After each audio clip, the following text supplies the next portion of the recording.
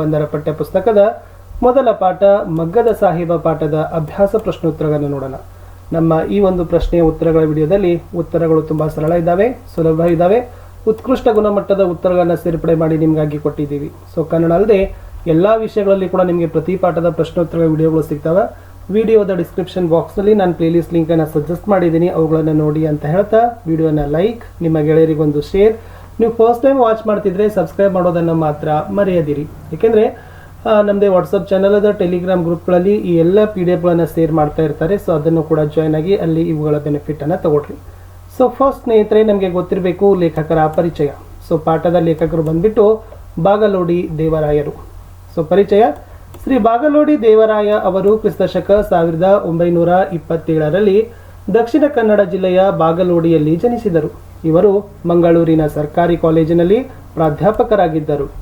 IAS ಪರೀಕ್ಷೆಯಲ್ಲಿ ತೇರ್ಗಡೆ ಹೊಂದಿ ವಿದೇಶಿ ಸೇವೆಗೆ ಆಯ್ಕೆಯಾದ ಇವರು ಮಾಸ್ತಿಯವರ ಸಮಕಾಲೀನವರಾಗಿದ್ದು ಅನೇಕ ಸಣ್ಣ ಕಥೆಗಳನ್ನು ಬರೆದಿದ್ದಾರೆ.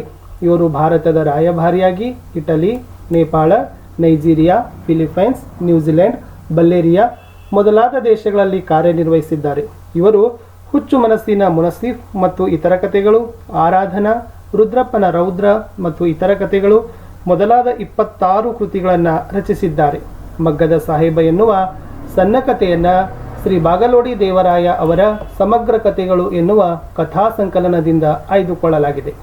ಅಭ್ಯಾಸ: ಮುಖ್ಯ ಪ್ರಶ್ನೆ ಕೊಟ್ಟಿರೋ ಪ್ರಶ್ನೆಗಳಿಗೆ ಒಂದು ವಾಕ್ಯದಲ್ಲಿ ಉತ್ತರಿಸಿ. ಮೊದಲ ಪ್ರಶ್ನೆ: ರಹೀಮನು ಮಗ್ಗವನ್ನು ಮುಟ್ಟದೆ ಎಷ್ಟು ವರ್ಷಗಳಾಗಿತ್ತು? ಉತ್ತರ: ಬಾಗಲೋಡಿಯ ಅಬ್ದುಲ್ ರಹೀಮ ಸಾಹೇಬನು ಮಗ್ಗವನ್ನು ಮುಟ್ಟದೆ 20 ವರ್ಷಗಳಾಗಿತ್ತು ಅನ್ನೋದನ್ನು ನೀವೇನು ಮಾಡಬೇಕಾಗಿತ್ತಪ್ಪ ಅಂದರೆ ಬರೀಬೇಕಾಗಿತ್ತು. ಸೊ ತುಂಬ ಸರಳವಾಗಿರ್ತಕ್ಕಂಥ ಉತ್ತರಗಳನ್ನೇ ಕೊಟ್ಟಿದ್ದೀವಿ. ಸೊ ಖಂಡಿತವಾಗಿ ಒಂದು ಸಾರಿ ವಿಡಿಯೋಗಳನ್ನು ನೋಡಿದರೆ ನಿಮಗೆ ಈ ಉತ್ತರಗಳು ವಿದ್ಯಾರ್ಥಿಗಳೇ ನೆನಪಿನಲ್ಲಿ ಬರ್ತವೆ. ನಿಮ್ಮ ಪರೀಕ್ಷಾ ದೃಷ್ಟಿಯಿಂದನೂ ಕೂಡ ನಾವೇನು ಮಾಡಿದ್ದೀವಿ, ತುಂಬಾ ಇಂಪಾರ್ಟೆಂಟ್ ಆಗಿರ್ತಕ್ಕಂಥದ್ದೇ ಕಂಟೆಂಟ್ಗಳನ್ನು ಕೊಟ್ಟಿದ್ದೀವಿ. ಹೋಗೋಣ ಎರಡನೇ ಪ್ರಶ್ನೆ. ಎಸ್, ಪ್ರಶ್ನೆ 2: ಹುಸೇನ್ ಸಾಹೇಬರ ಮನೆತನದವರಿಗೆ ದೇವಾಲಯದಲ್ಲಿರುವ ಹಕ್ಕು ಯಾವುದು? ಉತ್ತರ: ಹುಸೇನ್ ಸಾಹೇಬರ ಮನೆತನದವರಿಗೆ ಬಾಗಲೋಡಿಯ ದೇವಸ್ಥಾನದಲ್ಲಿ ನಡೆಯುವ ರಥೋತ್ಸವದ ಸಮಯದಲ್ಲಿ ಎಲ್ಲರಿಗಿಂತಲೂ ಮೊದಲು ಪ್ರಸಾದವನ್ನು ಪಡೆಯುವ ಹಕ್ಕಿತ್ತು. ಪ್ರಶ್ನೆ 3: ಅಬ್ದುಲ್ ರಹೀಮನ ಹಠವೇನು? ತನ್ನ 3 ಗಂಡ ಮಕ್ಕಳಿಗೆ ಒಂದಿಷ್ಟಾದರೂ ವಿದ್ಯಾಭ್ಯಾಸ ಕೊಡಿಸಿ ಸರ್ಕಾರಿ ನೌಕರರನ್ನಾಗಿ ಮಾಡಬೇಕು ಎನ್ನುವುದು ಬಾಗಲೋಡಿಯ ಅಬ್ದುಲ್ ರಹೀಮನ ಹಠವಾಗಿತ್ತು. ಪ್ರಶ್ನೆ 4: ತಂದೆಯ ಆಸೆಯನ್ನು ಮೊದಲೆರಡು ಮಕ್ಕಳು ನೆರವೇರಿಸಿದ ಬಗೆ ಹೇಗೆ? ಬಾಗಲೋಡಿಯ ಅಬ್ದುಲ್ ರಹೀಮನ ಒಬ್ಬ ಮಗನು ಸರ್ಕಾರಿ ಕಚೇರಿಯಲ್ಲಿ ಗುಮಾಸ್ತನಾಗಿ, ಇನ್ನೊಬ್ಬ ಮಗನು ಪೋಸ್ಟ್ ಮಾಸ್ತರನಾಗಿ ತಂದೆಯ ಆಸೆಯನ್ನು ನೆರವೇರಿಸಿದರು. ಪ್ರಶ್ನೆ 5: ರಹೀಮ ಮಗನನ್ನು ಶಾಲೆಯಿಂದ ಬಿಡಿಸಿದ್ದೇಕೆ? ಉತ್ತರ: ಬಾಗಲೋಡಿಯ ಅಬ್ದುಲ್ ರಹೀಮನು ಹಠಮಾರಿಯಾದ ತನ್ನ ಮಗನ ಮಗ್ಗದ ಹುಚ್ಚನ್ನು ಬಿಡಿಸಬೇಕೆಂದು ಶಾಲೆಯಿಂದ ಬಿಡಿಸಿದನು. ಮುಖ್ಯ ಪ್ರಶ್ನೆ ಕೊಟ್ಟಿರೋ ಪ್ರಶ್ನೆಗಳಿಗೆ 2 ಇಲ್ಲವೇ 3 ವಾಕ್ಯಗಳಲ್ಲಿ ಉತ್ತರಿಸಿರಿ. ಮೊದಲ ಪ್ರಶ್ನೆ: ಹುಸೇನ್ ಸಾಹೇಬರ ವ್ಯಕ್ತಿತ್ವವನ್ನು ವಿವರಿಸಿರಿ. ಉತ್ತರ: ಬಾಗಲೋಡಿಯ ಸಾಹೇಬ ಬಹದ್ದೂರ ಮಗ್ಗದ ಹುಸೇನ ಸಾಹೇಬರು ಜನಪ್ರಿಯ ಮತ್ತು ಧನವಂತ ವ್ಯಕ್ತಿಯಾಗಿದ್ದರು. ಅವರು ಘನತೆ, ಸದಾಚಾರ, ಸದ್ಭಾವನೆಗಳುಳ್ಳ ವ್ಯಕ್ತಿಗಳಾಗಿದ್ದರು. ಅವರು ಊರಿನಲ್ಲಿ ಮಸೀದಿ ಮಾತ್ರವಲ್ಲ, ದೇವಸ್ಥಾನವನ್ನು ಕಟ್ಟಿಸಿದ್ದರು. ಅವರು ಹಿಂದೂ ಮುಸ್ಲಿಂ ಭಾವೈಕ್ಯದ ಸಂಕೇತವಾಗಿದ್ದರು. ಪ್ರಶ್ನೆ 2: ಲೇಖಕರ ಹುಟ್ಟೂರಿನಲ್ಲಿದ್ದ ಮುಸ್ಲಿಂ ಧಾರ್ಮಿಕ ಉತ್ಸವದ ಸಂಪ್ರದಾಯವೇನು? ಉತ್ತರ: ಲೇಖಕರ ಹುಟ್ಟೂರಾದ ಬಾಗಲೋಡಿಯಲ್ಲಿ ಮುಸ್ಲಿಮರ ಪವಿತ್ರ ಸ್ಥಾನವಿತ್ತು. ಅಲ್ಲಿ ಉರ್ಸ್ ಎಂಬ ಮುಸಲ್ಮಾನರ ಧಾರ್ಮಿಕ ಉತ್ಸವದ ಕಾಲದಲ್ಲಿ ಲೇಖಕರ ಮನೆತನದ ಒಬ್ಬ ಪ್ರತಿನಿಧಿ ಇದ್ದೇ ಇರಬೇಕು ಎನ್ನುವ ಸಂಪ್ರದಾಯವಿತ್ತು. ಪ್ರಶ್ನೆ 3: ಮಿಠಾಯಿ ಕೊಟ್ಟಿದ್ದಕ್ಕೆ ಅತಿಥಿಗಳ ಆಕ್ಷೇಪವೇನು? ಉತ್ತರ: ಮಿಠಾಯಿ ಕೊಟ್ಟಿದ್ದಕ್ಕೆ ಅತಿಥಿಗಳು, ರಾಯರೇ, ಅಂಗಡಿಯಲ್ಲಿ ತೆಗೆದುಕೊಳ್ಳಲು ನಮ್ಮಲ್ಲಿ ಹಣವಿಲ್ಲವೇ? ಮನೆಯಲ್ಲಿ ಕಾಯಿಲೆ ಇದ್ದರೆ ಒಂದು ತುಂಡು ಬೆಲ್ಲವನ್ನೋ ಕಲ್ಲು ಸಕ್ಕರೆ ಹರಳನ್ನೋ ಕೊಡಿ. ನಿಮ್ಮ ಹಬ್ಬದ ಪೂಜೆಯ ಪ್ರಸಾದವನ್ನು ನಾವು ತೆಗೆದುಕೊಳ್ಳುವುದು ತಲಾಂತರದಿಂದ ಬಂದ ಹಳೆಯ ಸಂಪ್ರದಾಯ. ಅಂಗಡಿಯ ಮಿಠಾಯಿಯನ್ನು ಪ್ರಸಾದವೆಂದು ಕೊಡುವುದು ಸರಿಯೇ ಎಂದು ಆಕ್ಷೇಪಿಸಿದರು. ಪ್ರಶ್ನೆ 4: ಕರೀಮನಿಗೆ ಶಾಲೆಯಲ್ಲಿ ಮಗ್ಗ ಕಲಿತುದರಿಂದ ಆದ ಪ್ರಯೋಜನವೇನು? ಉತ್ತರ: ಕರೀಮನು ಶಾಲೆಯಲ್ಲಿ ಮಗ್ಗ ಕಲಿತನು ಹಾಗೂ ಮಗ್ಗದಲ್ಲಿ ಒಂದು ಪರಿವರ್ತನೆಯನ್ನು ತನ್ನದೇ ಬುದ್ಧಿವಂತಿಕೆ ಹಾಗೂ ಕೌಶಲದಿಂದ ಮಾಡಿದನು. ಅದನ್ನು ಮುಖ್ಯೋಪಾಧ್ಯಾಯರಾದ ಶಂಕರಪ್ಪನವರು ಪ್ರಶಂಸೆ ಮಾಡಿ ಮೇಲಾಧಿಕಾರಿಗಳಿಗೆ ವರದಿ ಮಾಡಿದ್ದರು.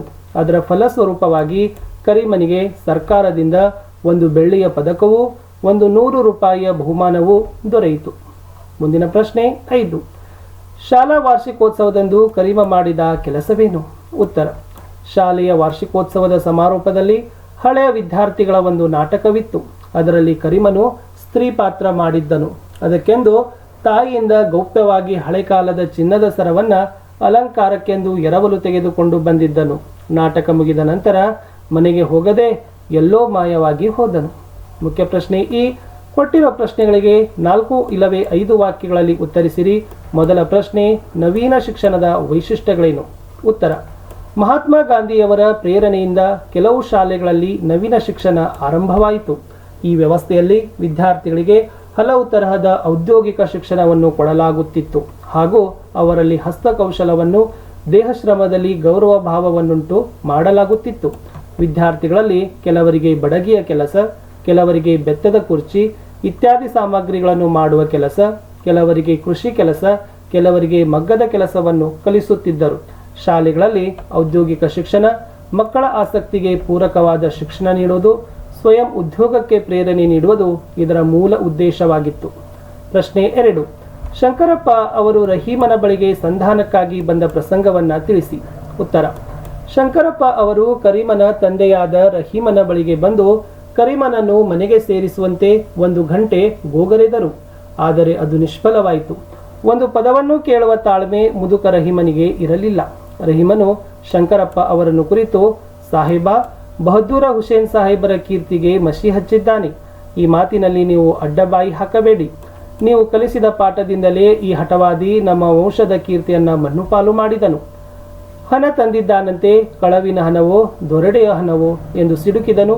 ಶಂಕರಪ್ಪ ಅವರು ಮುಖಬಾಡಿಸಿಕೊಂಡು ಹಿಂತೆರಳಿದರು. ಮುಖ್ಯ ಪ್ರಶ್ನೆ ಈ ಕೊಟ್ಟಿರೋ ಪ್ರಶ್ನೆಗಳಿಗೆ 8 ಇಲ್ಲವೇ 10 ವಾಕ್ಯಗಳಲ್ಲಿ ಉತ್ತರಿಸಿರಿ. ಮೊದಲ ಪ್ರಶ್ನೆ: ಕರೀಮ ಧನವಂತನಾದ ಬಗ್ಗೆ ಹೇಗೆ ವಿವರಿಸಿರಿ. ಉತ್ತರ: ಬಾಗಲೋಡೆಯ ಸಾಹೇಬ ಬಹದ್ದೂರ ಮಗ್ಗದ ಹುಸೇನ ಸಾಹೇಬರ ಮನೆತನದ ಅಬ್ದುಲ್ ರಹೀಂ ಸಾಹೇಬನ ಮಗನಾದ ಕರೀಮನು ಮಹಾತ್ಮ ಗಾಂಧಿಯವರ ಪ್ರೇರಣೆಯಿಂದ ಕೆಲವು ಶಾಲೆಗಳಲ್ಲಿ ಆರಂಭವಾದ ನವೀನ ಶಿಕ್ಷಣ ಪದ್ಧತಿಯಿಂದ ಮಗ್ಗದಿಂದ ಬಟ್ಟೆ ನೇಯುವುದನ್ನು ಕಲಿತನು ಹಾಗೂ ಮಗ್ಗದಲ್ಲಿ ಒಂದು ಪರಿವರ್ತನೆಯನ್ನು ತನ್ನದೇ ಬುದ್ಧಿವಂತಿಕೆ ಹಾಗೂ ಕೌಶಲದಿಂದ ಮಾಡಿದನು. ಅದನ್ನು ಮುಖ್ಯೋಪಾಧ್ಯಾಯರಾದ ಶಂಕರಪ್ಪನವರು ಪ್ರಶಂಸೆ ಮಾಡಿ ಮೇಲಾಧಿಕಾರಿಗಳಿಗೆ ವರದಿ ಮಾಡಿದ್ದರು. ಅದರ ಫಲಸ್ವರೂಪವಾಗಿ ಕರೀಮನಿಗೆ ಸರಕಾರದಿಂದ ಒಂದು ಬೆಳ್ಳಿಯ ಪದಕವೂ 100 ರೂಪಾಯಿಯ ಬಹುಮಾನವೂ ಬಂದಿತ್ತು. ಆದರೆ ತಂದೆಯಾದ ಹಠಮಾರಿ ರಹೀಮನು ತನ್ನ ಮಗನ ಮಗ್ಗದ ಹುಚ್ಚನ್ನು ಬಿಡಿಸಬೇಕೆಂದು ಶಾಲೆಯಿಂದ ಬಿಡಿಸಿದನು. ಇದರಿಂದ ಬೇಸರಗೊಂಡು ಮನೆ ಬಿಟ್ಟು ಹೋದ ಕರೀಮನು ಸಣ್ಣ ಪ್ರಾಯದಲ್ಲೇ ಮಗ್ಗದ ಸಹಕಾರಿ ಸಂಘವೊಂದನ್ನು ಸ್ಥಾಪಿಸಿ ಅದರ ಅಧ್ಯಕ್ಷನಾದನು. ಸಾಕಷ್ಟು ಯಶಸ್ವಿಯೂ ಧನವಂತನೂ ಆದನು. ಅದು ಅಲ್ಲದೆ ಮಗ್ಗದ ಯಂತ್ರದ ಪ್ರಯೋಗದಲ್ಲಿ ಹೊಸ ಹೊಸ ಸುಧಾರಣೆಗಳನ್ನು, ಪರಿವರ್ತನೆಗಳನ್ನು ತಂದು ಹೆಸರು ಮಾಡಿದನು.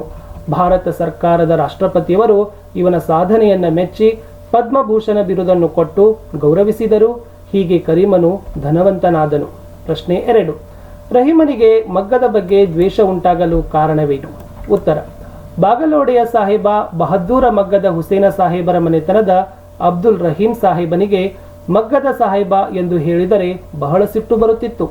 ಅನಿಷ್ಟ ಮಗ್ಗದ ಹೆಸರೆತ್ತಬೇಡಿ, ಮಗ್ಗವಲ್ಲ ಕೊರಳಿಗೆ ಹಗ್ಗ ಎಂಬುದು ಆತನ ನಿರಾಸೆ, ರೋಷಗಳ ಉದ್ಗಾರವಾಗಿತ್ತು. ಏಕೆಂದರೆ ಅವನ ಅಜ್ಜನ ಕಾಲದಲ್ಲಿ ಬ್ರಿಟಿಷರು ಅಗ್ಗದ ವಿಲಾಯಿತಿ ಮಿಲ್ಲಿನ ಬಟ್ಟೆಗಳನ್ನು ನಮ್ಮ ದೇಶದಲ್ಲಿ ಹೇರಿಬಿಟ್ಟರು. ಅವೇನೋ ನಿಜಕ್ಕೂ ನಿಕೃಷ್ಟ ವಸ್ತುಗಳು. 1 ವರ್ಷದೊಳಗೆ ಕಳೆಬರಗಳಾಗಿ ಹರಕು ಚಿಂದಿಯಾಗುವವು. ಬಣ್ಣವೋ 1 ತಿಂಗಳಿನಲ್ಲಿ ವಿವರ್ಣವಾಗಿ 2 ತಿಂಗಳಲ್ಲಿ ಮಾಯವಾಗುವುದು. ಆದರೇನು, ಬಹು ಅಗ್ಗ. ಜನರಿಗೆ ಬೇಕಾದುದು ಅಗ್ಗದ ವಸ್ತು. ಗುಣವನ್ನು ಯಾರು ಕೇಳುತ್ತಾರೆ? ಅಗ್ಗದ ಮಾಲಿನದೇ ಅಧಿಪತ್ಯವಾಯಿತು. ಮಗ್ಗದವರು ಭಿಕಾರಿಗಳಾದರು. ಅವರ ಅನ್ನಕ್ಕೆ ಸಂಚಕಾರವಾಯಿತು. ರಹೀಮನ ಹಿರಿಯರು ಕಟ್ಟಿದ ಭವ್ಯವಾದ ಹಳೆಯ ಕಾಲದ ಮನೆ, ವಿಶಾಲವಾದ ತೋಟ, ಮಗ್ಗಗಳೆಲ್ಲ ಧೂಳು ತುಂಬಿ ಜೇಡನ ಬಲೆಗಳಿಂದ ಆಚ್ಛಾದಿತವಾದವು. ಮನೆಯಲ್ಲಿ ಊಟಕ್ಕೆ ಇದೆಯೋ ಇಲ್ಲವೋ ಎಂಬಂತಾಯಿತು. ಆದ್ದರಿಂದ ರಹೀಮನಿಗೆ ಮಗ್ಗದ ಬಗ್ಗೆ ದ್ವೇಷ ಉಂಟಾಯಿತು. ಮುಖ್ಯ ಪ್ರಶ್ನೆ ಈ ಸಂದರ್ಭ ಸಹಿತ ಸ್ವಾರಸ್ಯವನ್ನ ವಿವರಿಸಿರಿ. ಮೊದಲ ಪ್ರಶ್ನೆ: ಮಗ್ಗವಲ್ಲ ಕೊರಳಿಗೆ ಹಗ್ಗ. ಆಯ್ಕೆ: ಈ ವಾಕ್ಯವನ್ನ ಶ್ರೀ ಬಾಗಲೋಡಿ ದೇವರಾಯ ಅವರು ಬರೆದಿರುವ ಸಮಗ್ರ ಕಥೆಗಳು ಎಂಬ ಕೃತಿಯಿಂದ ಆಯ್ದ ಮಗ್ಗದ ಸಾಹೇಬ ಎಂಬ ಸಣ್ಣ ಕಥೆಯಿಂದ ಆರಿಸಲಾಗಿದೆ. ಸಂದರ್ಭ: ಬಾಗಲೋಡೆಯ ಸಾಹೇಬ ಬಹದ್ದೂರ ಮಗ್ಗದ ಹುಸೇನ ಸಾಹೇಬರ ಮನೆತನದ ಅಬ್ದುಲ್ ರಹೀಂ ಸಾಹೇಬನಿಗೆ ಮಗ್ಗದ ಸಾಹೇಬ ಎಂದು ಹೇಳಿದರೆ ಬಹು ಸಿಟ್ಟು ಬಂದು ತನ್ನ ನಿರಾಸೆ, ರೋಷ, ದ್ವೇಷಗಳನ್ನು ವ್ಯಕ್ತಪಡಿಸುತ್ತಿದ್ದ ಸಂದರ್ಭದಲ್ಲಿ ಅವನು ಈ ಮಾತನ್ನು ಹೇಳುತ್ತಾನೆ. ಸ್ವಾರಸ್ಯ, ಈ ಮಾತಿನಲ್ಲಿ ರಹೀಮನಿಗೆ ತನ್ನ ಬಡತನಕ್ಕೆ ಕಾರಣವಾದ ಮಗ್ಗದ ಬಗ್ಗೆ ಇರುವ ದ್ವೇಷದ ಮನೋಭಾವವನ್ನು ಕಾಣಬಹುದಾಗಿದೆ. ಎರಡನೇ ವಾಕ್ಯ, ಕಳ್ಳನಾದವನು ಮನೆ ಬಿಟ್ಟು ಓಡಿ ಹೋದವನು ಮಗನೇ ಅಲ್ಲ. ಆಯ್ಕೆ, ಈ ವಾಕ್ಯವನ್ನು ಶ್ರೀ ಬಾಗಲೋಡಿ ದೇವರಾಯ ಅವರು ಬರೆದಿರುವ ಸಮಗ್ರ ಕಥೆಗಳು ಎಂಬ ಕೃತಿಯಿಂದ ಆಯ್ದ ಮಗ್ಗದ ಸಾಹೇಬ ಎಂಬ ಸಣ್ಣ ಕಥೆಯಿಂದ ಆರಿಸಲಾಗಿದೆ. ಸಂದರ್ಭ, ಕರೀಮನು ತಾಯಿಯಿಂದ ಗೌಪ್ಯವಾಗಿ ಹಳೆ ಕಾಲದ ಚಿನ್ನದ ಸರವನ್ನು ನಾಟಕದ ಅಲಂಕಾರಕ್ಕೆಂದು ಎರವಲು ತೆಗೆದುಕೊಂಡು ಬಂದು ನಾಟಕ ಮುಗಿದ ನಂತರ ಮನೆಗೆ ಹೋಗದೆ ಎಲ್ಲೋ ಮಾಯವಾಗಿ ಹೋದ ಸಂದರ್ಭದಲ್ಲಿ ರಹೀಮನು ಈ ಮಾತನ್ನು ಹೇಳ್ತಾನೆ. ಸ್ವಾರಸ್ಯ, ರಹೀಮನು ತನ್ನ ಮಗನ ಕೃತ್ಯದಿಂದ ಕೋಪಗೊಂಡು ಮನದಲ್ಲಿ ನೊಂದು ಶಪಿಸುವುದು ಈ ಮಾತಿನಲ್ಲಿ ಅಭಿವ್ಯಕ್ತವಾಗಿದೆ. ಮೂರನೇ ವಾಕ್ಯ, ನಿಮ್ಮ ಹಳೆಯ ಶಿಷ್ಯನಿಗೆ ಇದೊಂದು ಉಪಕಾರ ಮಾಡಿ. ಆಯ್ಕೆ, ಈ ವಾಕ್ಯವನ್ನು ಶ್ರೀ ಬಾಗಲೋಡಿ ದೇವರಾಯ ಅವರು ಬರೆದಿರುವ ಸಮಗ್ರ ಕಥೆಗಳು ಎಂಬ ಕೃತಿಯಿಂದ ಆಯ್ದ ಮಗ್ಗದ ಸಾಹಿಬ ಎಂಬ ಸಣ್ಣ ಕಥೆಯಿಂದ ಆರಿಸಲಾಗಿದೆ. ಸಂದರ್ಭ, ಕರೀಮನು ಕೆಲವು ವರ್ಷಗಳ ನಂತರ ಬೆಳೆದು ಯುವಕನಾಗಿ ಮನೆಗೆ ಹಿಂದಿರುಗಿ ಬರುವಾಗ ಅವನ ತಂದೆ ಅವನನ್ನು ಮನೆಗೆ ಸೇರಿಸದಿದ್ದಾಗ ನಿವೃತ್ತರಾಗಿರುವ ಮಾಸ್ತರ್ ಶಂಕರಪ್ಪ ಅವರ ಮನೆಗೆ ಹೋಗಿ ತನ್ನ ತಂದೆಯವರಿಗೆ ಸಮಾಧಾನ ಮಾಡುವಂತೆ ಕೇಳುವ ಸಂದರ್ಭದಲ್ಲಿ ಈ ಮಾತನ್ನು ಕರೀಮನು ಹೇಳುತ್ತಾನೆ. ಸ್ವಾರಸ್ಯ, ಕರೀಮನು ತನ್ನ ತಂದೆಯು ಗುರುಗಳ ಮಾತನ್ನು ಕೇಳುತ್ತಾರೆ ಎನ್ನುವ ವಿಶ್ವಾಸವು ಈ ಮಾತಿನಲ್ಲಿ ಸ್ವಾರಸ್ಯಪೂರ್ಣವಾಗಿ ಅಭಿವ್ಯಕ್ತಗೊಂಡಿದೆ. ಮುಂದಿನ ವಾಕ್ಯ 4, ದೇವರು ದೊಡ್ಡವನು, ದೇವರು ದಯಾಳು. ಆಯ್ಕೆ, ಈ ವಾಕ್ಯವನ್ನು ಶ್ರೀ ಬಾಗಲೋಡಿ ದೇವರಾಯ ಅವರು ಬರೆದಿರುವ ಸಮಗ್ರ ಕಥೆಗಳು ಎಂಬ ಕೃತಿಯಿಂದ ಆಯ್ದ ಮಗ್ಗದ ಸಾಹೇಬ ಎಂಬ ಸಣ್ಣ ಕಥೆಯಿಂದ ಆರಿಸಲಾಗಿದೆ. ಸಂದರ್ಭ, ಕರೀಮನಿಗೆ ಭಾರತದ ರಾಷ್ಟ್ರಪತಿ ಅವರು ಪದ್ಮಭೂಷಣ ಬಿರುದನ್ನು ಕೊಡುತ್ತಿರುವ ಭಾವಚಿತ್ರವು ಪ್ರಕಟವಾಗಿದ್ದ ವಾರ್ತಾಪತ್ರಿಕೆಯನ್ನು ನಿವೃತ್ತ ಮಾಸ್ತರ್ ಶಂಕರಪ್ಪನವರು ರಹೀಮನಿಗೆ ತೋರಿಸಿ ಅದರ ಬಗ್ಗೆ ವಿವರಿಸಿದ ಸಂದರ್ಭದಲ್ಲಿ ರಹೀಮನು ಈ ಮಾತನ್ನು ಹೇಳುತ್ತಾನೆ. ಸ್ವಾರಸ್ಯ, ತಾನು ತಿರಸ್ಕರಿಸಿದ ಮಗನ ಸಾಧನೆಯನ್ನು ಕಂಡ ರಹೀಮನು ಭಾವುಕತನ ಇಲ್ಲಿ ಅಭಿವ್ಯಕ್ತವಾಗಿದೆ. ಬಿಟ್ಟ ಸ್ಥಳ ತುಂಬಿರಿ. ಮೊದಲ ಪ್ರಶ್ನೆ, ಅಬ್ದುಲ್ ರಹೀಮನಿಗೆ ಡ್ಯಾಶ್ ಎಂದು ಹೇಳಿದರೆ ಬಹು ಸಿಟ್ಟು ಬರುತ್ತಿದ್ದು. ಉತ್ತರ, ಮಗ್ಗದ ಸಾಹೇಬ. ಪ್ರಶ್ನೆ 2, ಮನೆಯಲ್ಲಿ ಡ್ಯಾಶ್ ಇದೆಯೋ ಇಲ್ಲವೋ ಎಂಬಂತಾಗಿದೆ. ಉತ್ತರ, ಊಟಕ್ಕೆ. ಮೂರನೇದು, ಹುಡುಗನ ಡ್ಯಾಶ್ ಆಕಾಶಕ್ಕೇರಿತು. ಉತ್ತರ, ಉತ್ಸಾಹ. ಶಂಕರಪ್ಪ ಅವರು ಡ್ಯಾಶ್ ಹಿಂತೆರಳಿದರು ಮುಖಬಾಡಿಸಿಕೊಂಡು. 5ನೇ ಪ್ರಶ್ನೆ, ನನಗೆ 2 ಮಕ್ಕಳು ಡ್ಯಾಶ್ ಪರಿಚಯ ನನಗಿಲ್ಲ, ಕಳ್ಳರ. ಇಷ್ಟಿತ್ತು ಸ್ನೇಹಿತರೆ ಈ ಒಂದು ವಿಡಿಯೋದಲ್ಲಿ ಮಗ್ಗದ ಸಾಹಿಬ ಅಂತಕ್ಕಂಥ ಪಾಠದ ಪ್ರಶ್ನೋತ್ತರಗಳನ್ನು ಸಂಪೂರ್ಣವಾಗಿ